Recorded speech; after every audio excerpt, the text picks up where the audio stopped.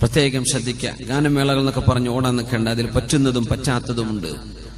Music ഇല്ലാതെ നല്ല pure നല്ല പാട്ടുകൾ, നല്ല നമ്മൾ 2 ചെറുപ്പക്കാരുടെ പാട്ട് പാടിയില്ലേ, എന്തൊരു മനോഹരം, എന്തൊരു മനോഹരം, നല്ല അർത്ഥമുള്ള പാട്ട്, ഒരു കുഴപ്പമില്ല. ചെറുപ്പക്കാരോടൊന്ന് പാടുകയാണ്, നല്ല പാട്ടാണ്, മ്യൂസിക് ഇല്ല, അള്ളാഹുവിന്റെ റസൂലിനെ പറ്റി പാടുന്ന പാട്ടാണ്, ഒരു കുഴപ്പമില്ലല്ലോ. മ്യൂസിക് ഉപയോഗിക്കരുത്, പാട്ടുപാടുന്ന പെൺകുട്ടികളെ സ്റ്റേജിൽ കയറ്റരുത്, മദ്യപിക്കരുത്. ഹബീബായ തങ്ങൾ അന്ത്യനാളിന്റെ അടയാളങ്ങൾ ഓരോന്നോരോന്നായി പറഞ്ഞു തരുന്നതിലുണ്ട്. ഖതീഅത്തുർ റഹ്മി, മനുഷ്യൻ കുടുംബബന്ധം മുറിക്കുന്നത് ഈ ലോകാവസാനത്തിന്റെ അടയാളങ്ങളിലുണ്ടെന്ന്. എന്തൊരത്ഭുതം! പിതാവിനോട് മകൻ മിണ്ടുന്നില്ല, എന്തേ വിഷയം എന്നറിയോ? വാപ്പ ജ്യേഷ്ഠൻ എന്തോ കൊടുത്തു, അവന് കൊടുത്തിട്ടില്ല. ഉമ്മയോട് പിണക്കത്തിലാണ്, എന്തേ? ഉമ്മ എന്തോ ജ്യേഷ്ഠത്തിക്ക് എഴുതി കൊടുത്തു, അനിയത്തിക്കൊന്നും കിട്ടിയില്ല. എളാപ്പയും മൂത്താപ്പയും തമ്മിൽ തർക്കത്തില, എന്തേ അറിയോ? പൊതുവഴിക്ക് അവിടെ വരാനുള്ള വഴിക്ക് ഒരു 1/2 സെന്റ്, ഒരു 1/2 അടി വിട്ടുകൊടുക്കാൻ എളാപ്പ തയ്യാറായിട്ടില്ല. കുടുംബം പിണക്കത്തില, ഒരു വണ്ടി പോലും കടന്നു വരാതെ അവരെ ബുദ്ധിമുട്ടിച്ചു. നിസ്സാര പ്രശ്നങ്ങൾക്ക് വേണ്ടി ആ 1/2 അടി കൊണ്ട്, ഭൂമി കൊണ്ട് എന്ത് ചെയ്യാനാണ്? എന്ത് ചെയ്യാൻ പറ്റും? പക്ഷേ മനുഷ്യൻ ദുൽമ ചെയ്യാം. സമ്പത്തിന്റെ പേരിലാണ് ഇന്ന് പിണക്കങ്ങൾ മുഴുവനും.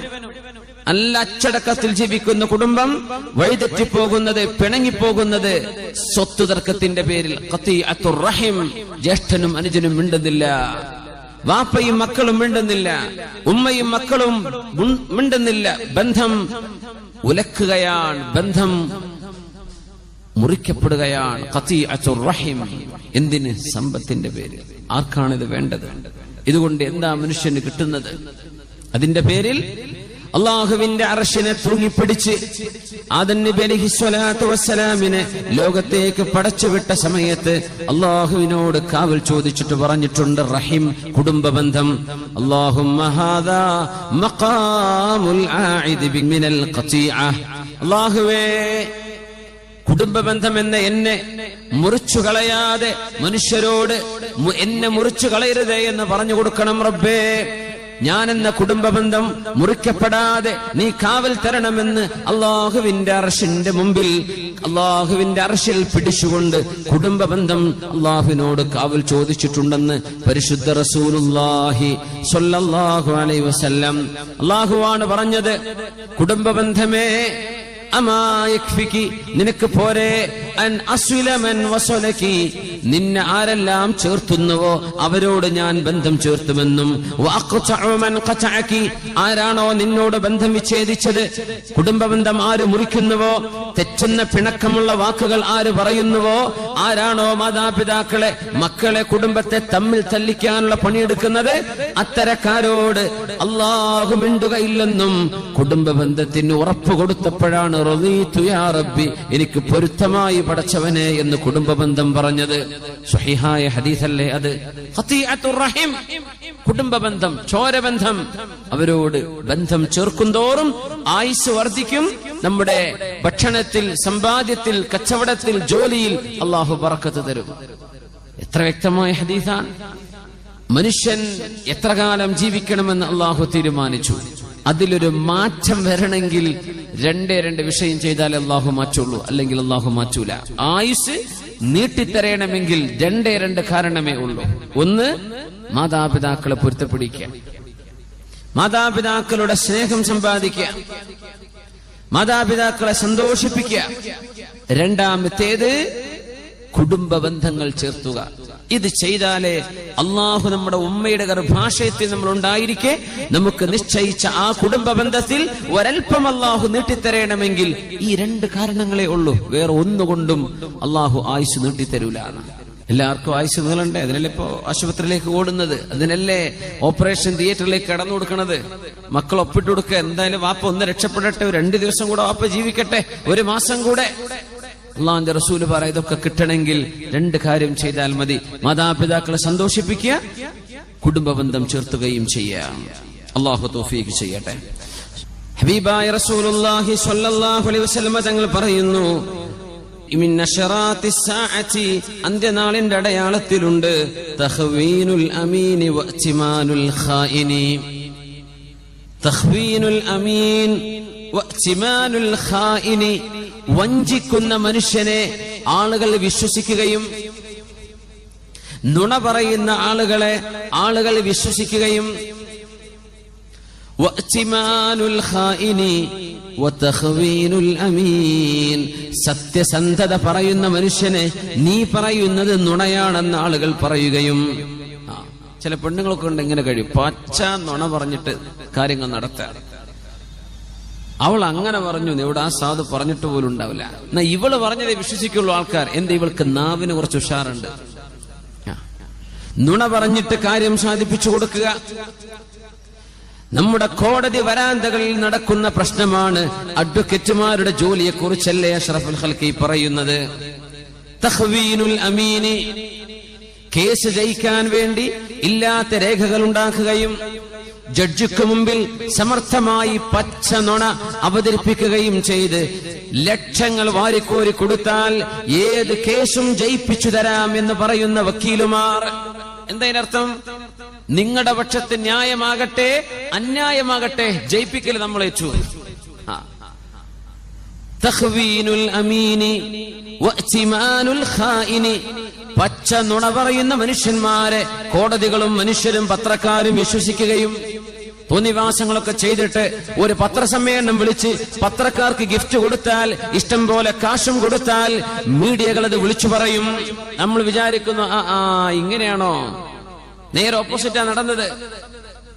മീഡിയകളിലൂടെ നുണകൾ പ്രചരിപ്പിക്കുന്ന കാലമാണ്. മനുഷ്യരത് വിശ്വസിക്കുന്നു.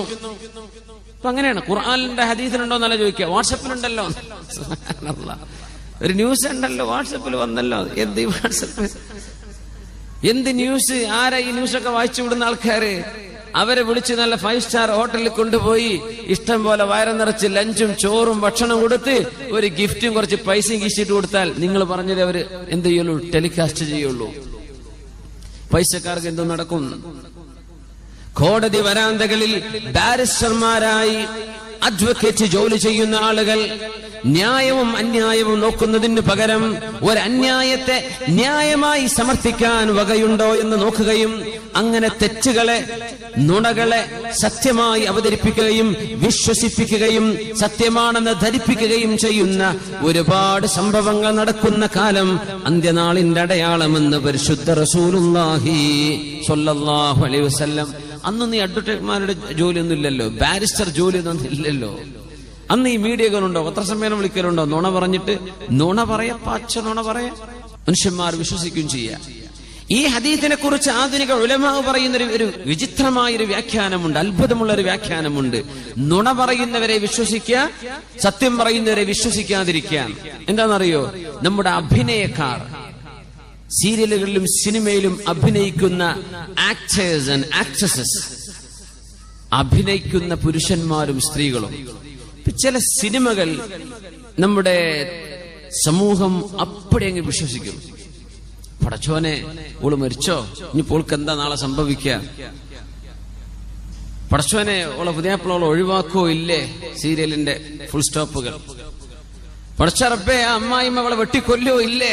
സീരിയലുകാർ ഫുൾ സ്റ്റോപ്പ്. ഇത് വിശ്വസിക്കുക എന്ന് മാത്രമല്ല, അള്ളാഹുവിന്റെ കലാമോ ഖബറിനെ കുറിച്ചോ പരലോകത്തെ കുറിച്ചോ നരകത്തെ കുറിച്ചോ പറഞ്ഞിട്ട് ഇളകാത്ത ഖൽബിന്റെ ഉള്ളിൽ നിന്ന് സീരിയലുകാരന്റെ അവസാനത്തെ സമാപ്തം കാണുമ്പോൾ കണ്ണിന്ന് കണ്ണുനീര് വരുന്ന ഉമ്മമാരെ, സഹോദരിമാരെ, ഒരു സിനിമയുടെ സമാപ്തം കാണുമ്പോ, ഒരു കഥയുടെ കൾമിനേഷൻ എത്തിക്കുമ്പോ, ഏതെങ്കിലും ഒരു നോവലിന്റെ അവസാനത്തിലേക്ക് എത്തുമ്പോൾ അത് സത്യമാണെന്ന് വിശ്വസിച്ചുകൊണ്ട് നിങ്ങൾ കരയുന്നത്, നിങ്ങളുടെ സെന്റിമെന്റുകൾ പുറത്തു വരുന്നത്, ഇഹ്തിമാലുൽ കാദിബി തഖ്വീനുൽ അമീനി വഇഹ്തിമാലുൽ ഖായിനി, പച്ച നുണ പറയുന്ന ആളുകളെ നിങ്ങൾ വിശ്വസിക്കുന്നതും നല്ല സത്യം പറയുന്ന ആളുകൾ, പണ്ഡിതന്മാർ, അലിമീങ്ങൾ, അള്ളാഹുവിന്റെ കിതാബ്, പരിശുദ്ധ ഹദീസുകൾ, അതൊന്നും സംഭവിക്കാൻ പോകുന്നില്ല. ഹക്കുകൾ, സത്യങ്ങളൊക്കെ മിഥ്യയാണെന്ന് പറയുകയും മിഥ്യവും ഇമാജിനേഷനും മനുഷ്യന്റെ സങ്കല്പങ്ങളും സത്യം പോലെ വിശ്വസിക്കപ്പെടുകയും ചെയ്യുന്ന കാലം. അങ്ങനെയാണെങ്കിൽ നമ്മുടെ നാട്ടിലെ സിനിമകളെ കുറിച്ചായിരിക്കും ഈ പറയുന്നത്.